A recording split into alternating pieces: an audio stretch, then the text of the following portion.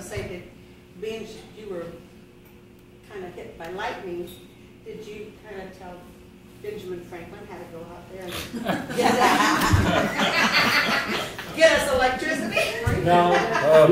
No, listen. You gave me credit for the weather, and I thank you for that. But Ben Franklin was born 1704. I was born 1732.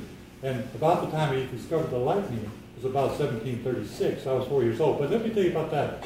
He was a clever guy, Ben Franklin. He didn't go out there and test the lightning when it was real strong. He tested the lightning when it was weak.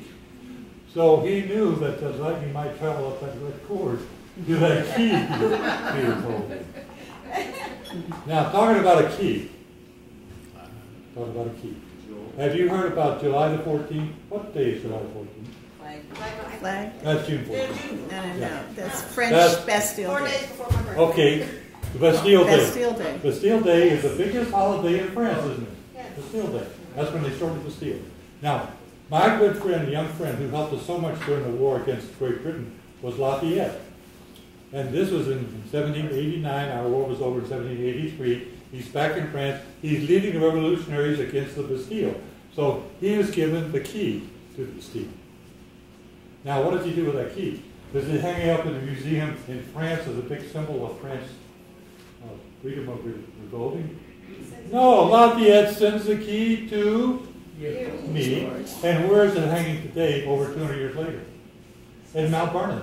When you visit Mount Vernon, go up the stairs to the second floor from the hall that faces the Potomac River, and go about 3 steps, and right over here is a glass enclosure trophy case, and there is the key to the Bastille. Because Lafayette sent to me because he said that I was the greatest representative for freedom, democracy, and a country of liberty. And Lafayette hated the British because his father was killed by the British when Lafayette was 3 years old. So not only did he love liberty, but he hated the British. What about the soil, Jim? Huh? What about the soil? Lafayette's. Oh, yes, excuse me, one more thing. Okay, Lafayette loved America so much that he is buried in American soil. Oh, my gosh. Now, what happened was he was buried in France, but he was very wealthy, and he had about 4 or 5 truckloads of American soil sent to France, and when they dug his grave, they lined it all with American soil. He put his casket in there, so see, Lafayette's buried in American soil. Do we have one more question?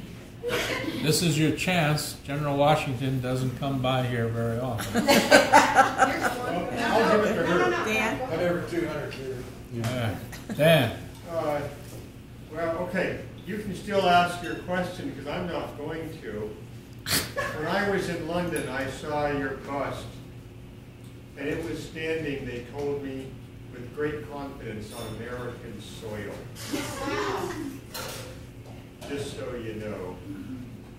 They seem very pleased to show that. Yes, they are. In fact, after the war was over, see, I conducted the war in a very, well, you can't conduct the war in humanely, but I conducted the war fairly, honorably, and morally. So after the war was over, John Jay, who negotiated the Jay Treaty that you all read about, wrote back and said, next to King George himself in Great Britain, now we don't like King George ourselves, but the British like King George. So Jay wrote back and said, next to King George himself, you're the most popular man in Great Britain. And the reason was because I fought an honorable war. And by the way, most of the British citizens were in favor of us all during the Revolutionary War. It was only the King and some of the people in Parliament who wanted to continue the war. Thank you. Okay.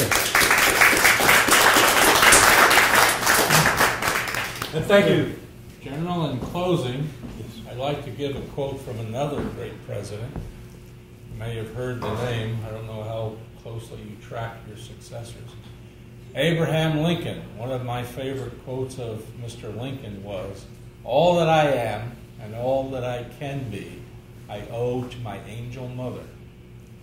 So here's examples of 2 great people who gave homage to their mothers. I salute all mothers everywhere. Thanks for coming. Thanks for sharing. And did you enjoy it tonight? All right.